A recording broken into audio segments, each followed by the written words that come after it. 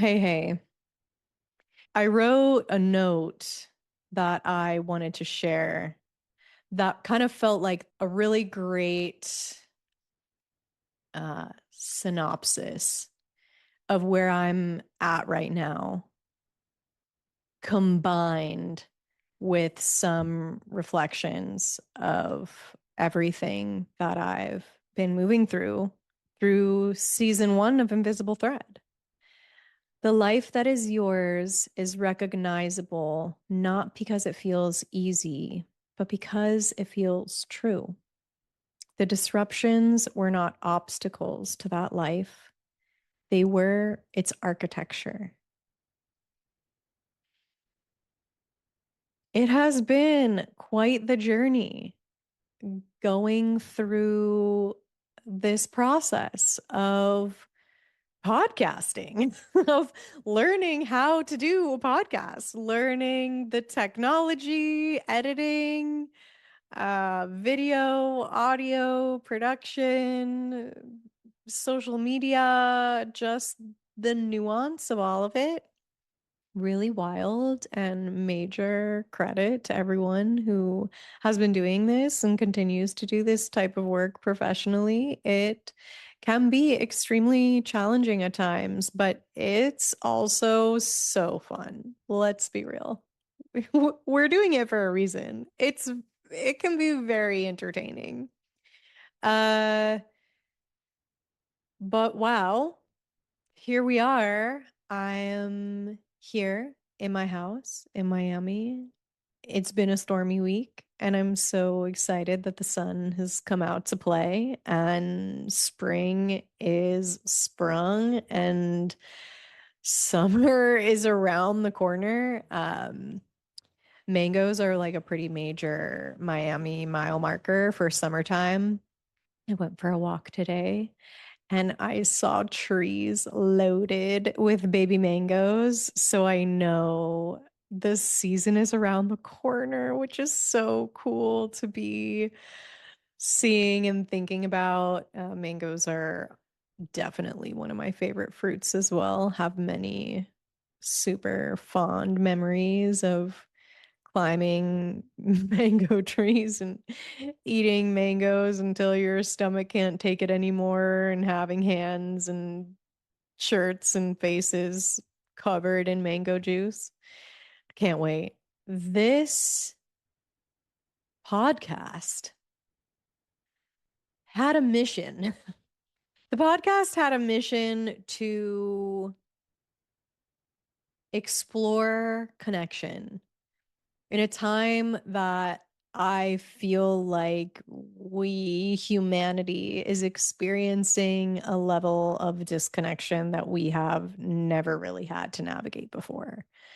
Um, it's so wild for me to think about the fact that most people don't know their neighbors. I mean, I am that person. I introduce myself to my neighbors. I say hello. I'd like to know their names. It brings me great comfort that if there were an emergency, anything, I don't know if I'm like the cup of sugar asker, but I we have hurricanes. So like if there's a hurricane, I might want to check in with my neighbors. Like that's something that brings me comfort.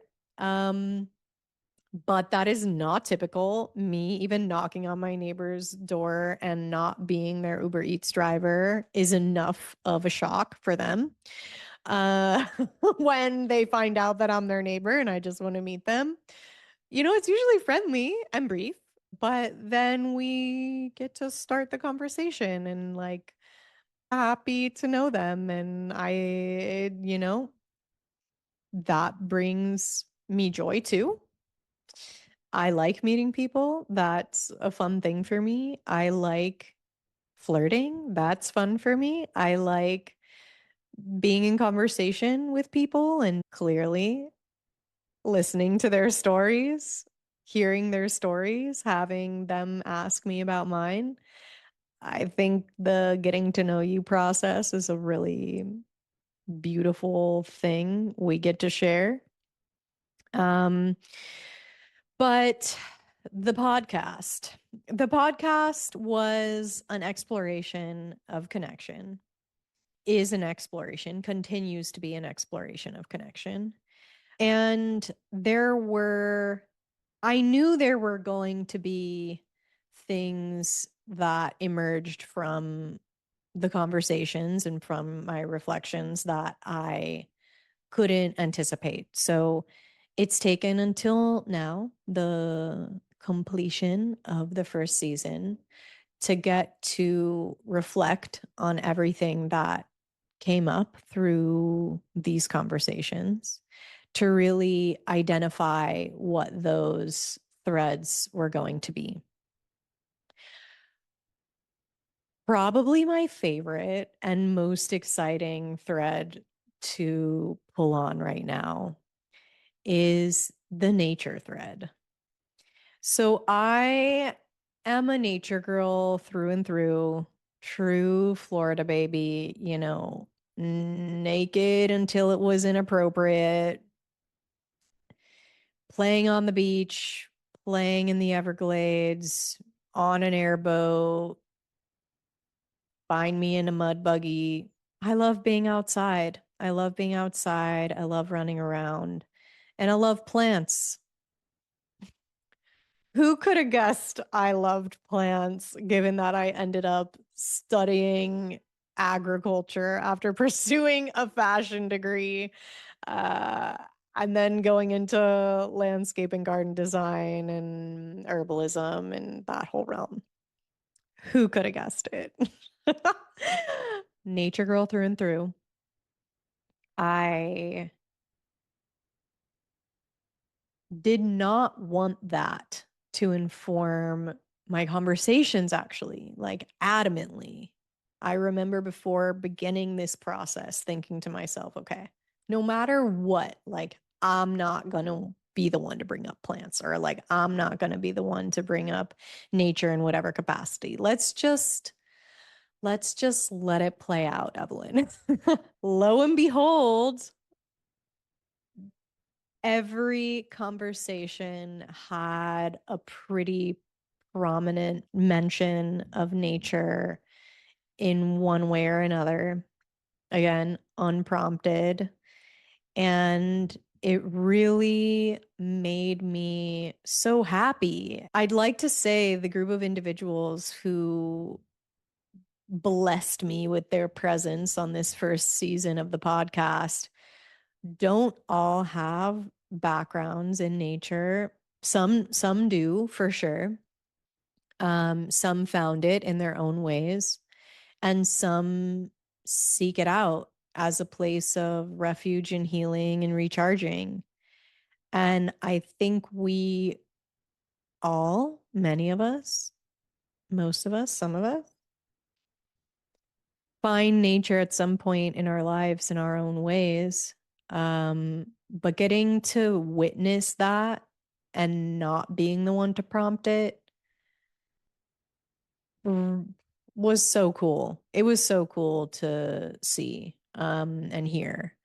Nature is something innately as humans we are connected to and rely on in general. So it makes sense to me. Nature is where our food comes from, our medicine comes from, our water comes from, the things that are required to sustain life are all nature derived. So to see that also carry this emotional weight to it as well. For nature to really have influenced everyone in one way or another, sometimes, I mean, in some pretty significant and major ways, nature does that. She can change your life. um, that was a pretty spectacular thing uh, to witness. Another thread that came up was trust and knowing, and that being like a very that can be very physically like, your body as a compass and trusting that tool, but also just trusting the paths of our lives. It really is a type of surrender. I couldn't say that when I was 18, I would be starting a podcast, but it's a slow reveal. I feel like it's like the same way where it's really fun when you're dating someone and you're getting to know them. And just like every time you talk to them, something new is revealed in that conversation, in that process. Can we all like flirt with our lives a little bit? Like trust the mystery a little bit more, you know? Like, okay, realistically, the only thing I have control over is like right here, right now. Me sitting in this chair, choosing to have a sip of water or not, breathing, choosing my next words, and then taking the next step. Yeah. And the next step, like very literally, like, what am I going to cook for dinner tonight? I'll figure it out after I'm done with this. Um, but you know, I have a serial 5-year plan writing habit.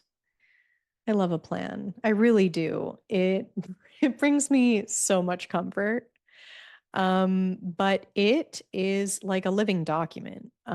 It's not a contract that's signed.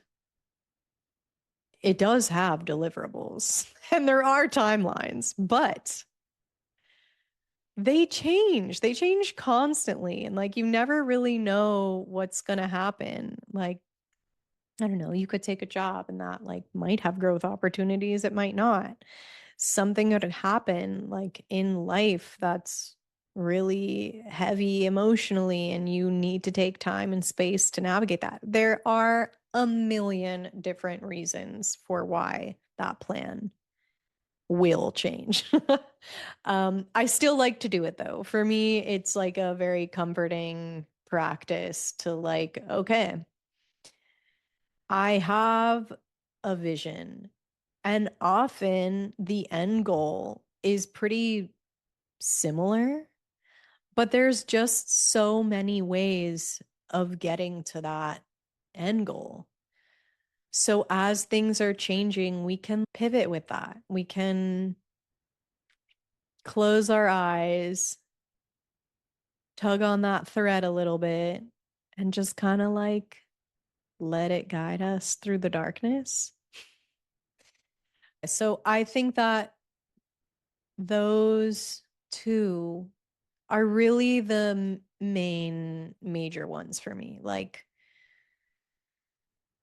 trust and knowing, I kind of see them as two sides of the same coin, and then nature, just like mind blowing. But I also wanted to give a little bit more context to this, and it does definitely pull on the nature thread more, but I am very much a lover and caretaker of the natural world. And my own life has very much been a living example of trusting the process and where it takes you. As much as I have been a nature lover, I have also been a creative person. Like, I love creating, singing, dancing, performing, painting, photography, so many creative outlets I have poured myself into time and time again because I am so drawn to beauty constantly and just want to find ways of sharing that awe and being playful through the process. And I think there are so many mediums that we can really experiment with to try and find whatever that like ultimate expression is going to be of that feeling or that idea or that thing in our lives. So, for some context, high school, I definitely really dove into fine arts, more so than performing arts. I was predominantly doing performing arts in like middle school. Around 14, transitioned more into fine arts, drawing and painting. Love working with watercolors and really doubled down on that. Won some awards, made some pieces that hang on my mom's wall to this day. Then thought I would continue into the arts through fashion in college and found myself falling in love with agriculture through the fashion industry. I'm a real curious person if you haven't noticed. Um, but I was asking questions constantly like, okay, I'm designing this garment.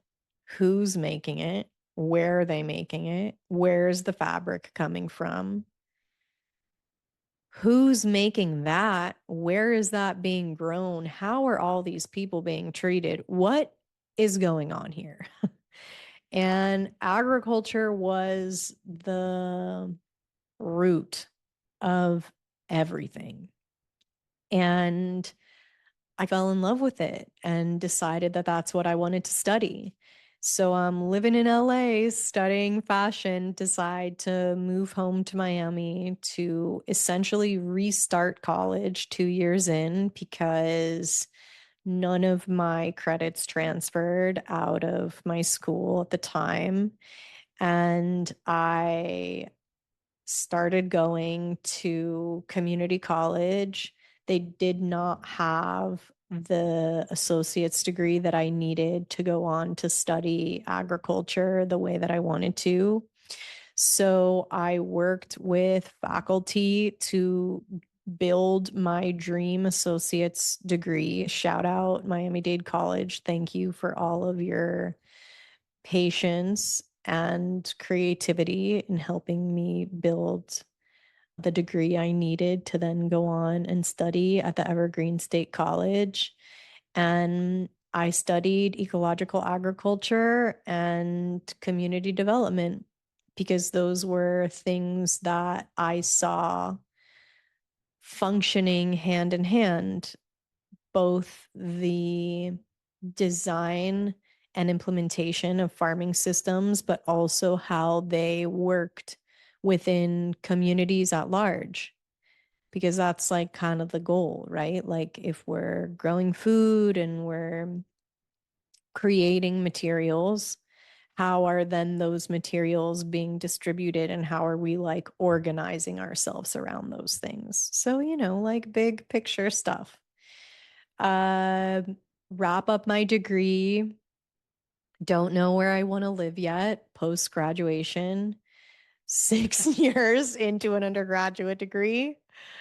I mean, I'm like saying all of this just to note that there is no perfect path. Like this process, the process of growing into ourselves is a messy one. And I really urge anyone and everyone to just explore their lives, like have an interesting life, like go and experiment and find out what you like and what you don't like and where your passions lie. It's such a worthy endeavor, truly.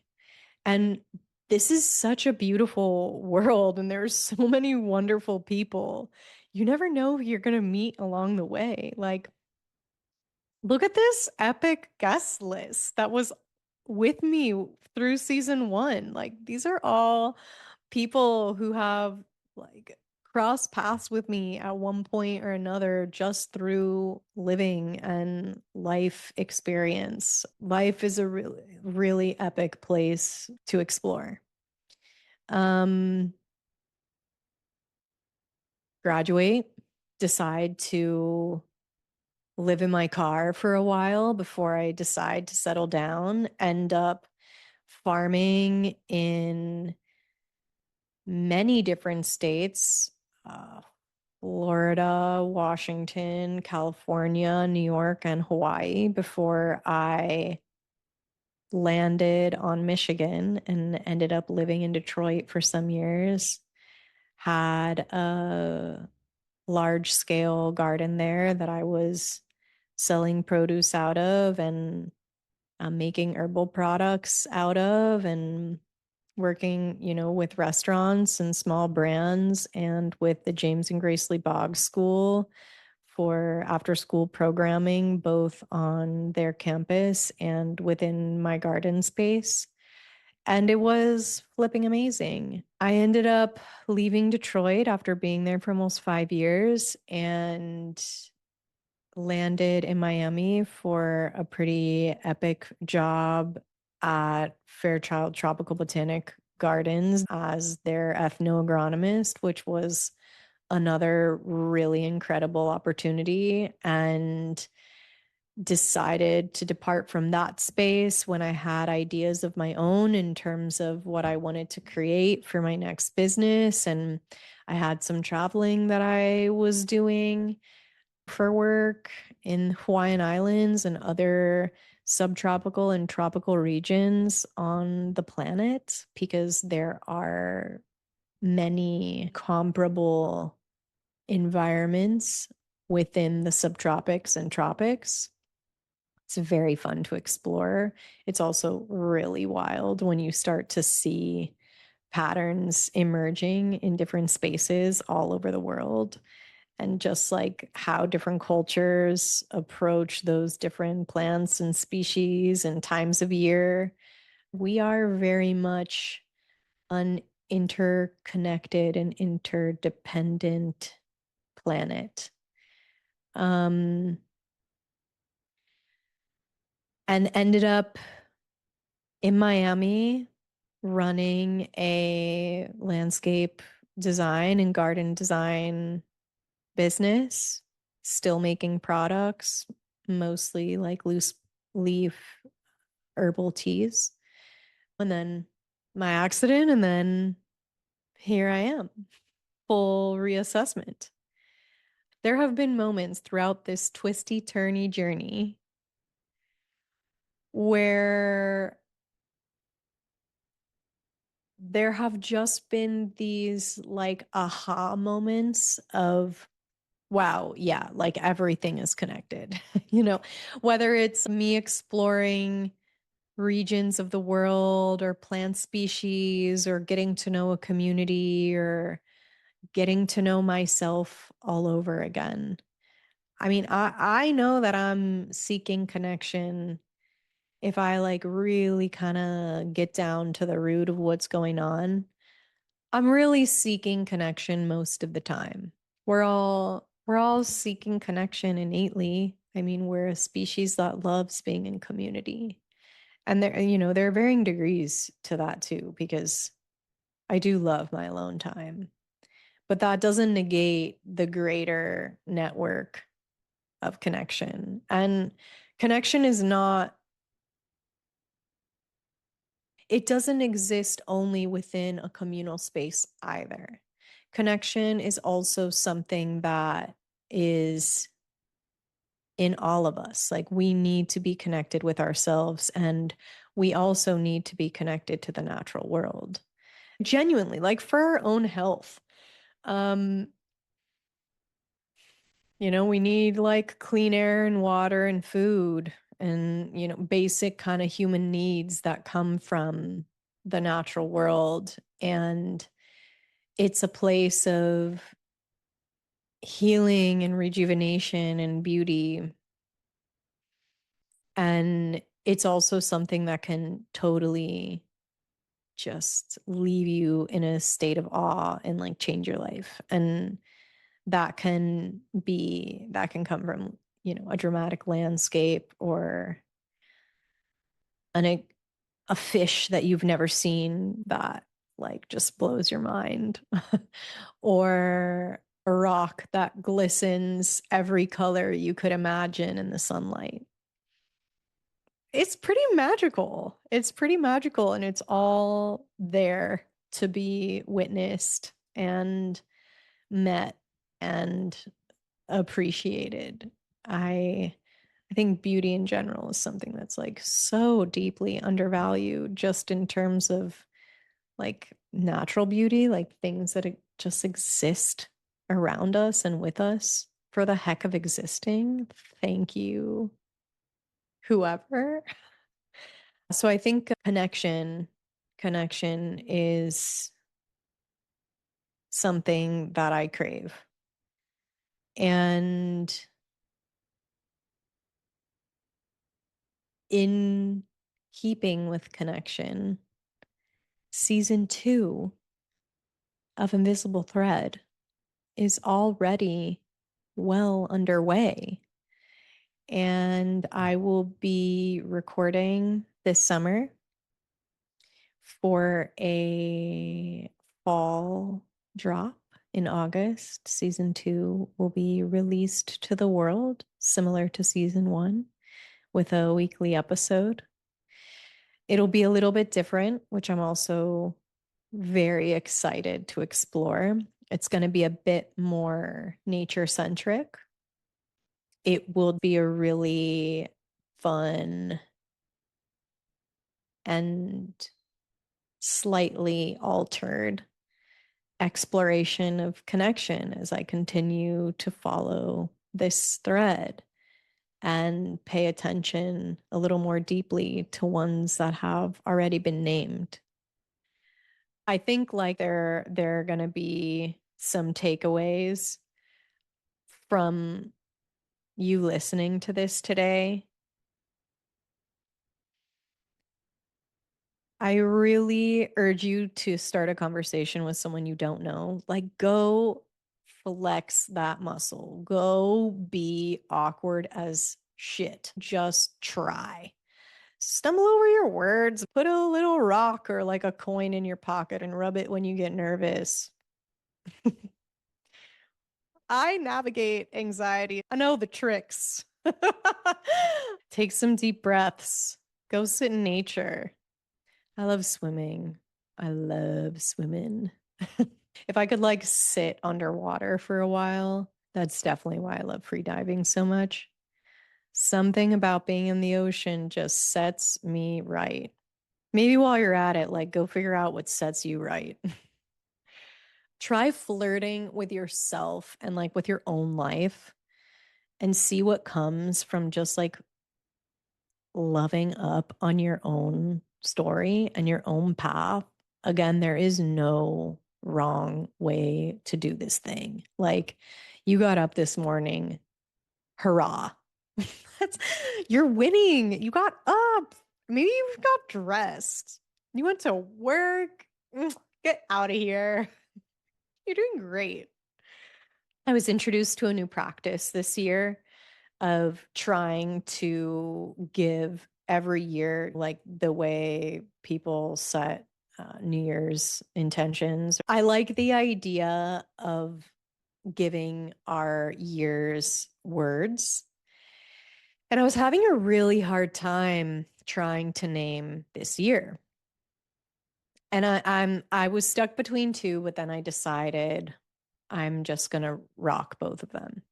So the first is unfuckwithable. Oh, that's my word. I saw a woman at the gym, I don't know, a few weeks ago, and she had it written down one of the long sleeves of her shirt. And I didn't recognize the word, so I had to like sound it out. I'm like, you know, is that what? Oh my God, I love it. So I really love that word and that woman for wearing the shirt. And the second word is discernment, because discernment is so wise and valuable and is connected to that thread of trust and knowing and our intuition. Because again, like body is compass too. Our bodies know what's up. If something's not right, it's just not right. And you know it. You know it. You know it in your bones. Trust those feelings and then trust acting on them. Um, that's kind of where discernment comes in. So, like, I have this feeling I'm at a party. Maybe I need to leave the party, but whatever, I'm like already there. No, like if you need to leave the party, you go. You go, girl. Go get an ice cream cone and then go home. Or don't. Do whatever you want. I'm just saying things start to change when we implement discernment. And I've been really noticing that and trying my best to pay attention because if I act on it, it tends to really gift me back some good stuff. Maybe like a unplanned encounter with someone special or a surprise gifty you never knew was coming for you. Life can be wild like that. Or maybe just start small. Smile at someone that you're walking past. Say hello to them even. Ooh, hello. Have fun with your life. It can be serious sometimes, but like most days, it doesn't have to be that serious. And not being serious is not like not taking it seriously. You're still doing your life and being a responsible, accountable adult, ideally. Um, but there can still be play in there too. Enjoy it, truly. Enjoy it, have fun, and I'll see you for season 2.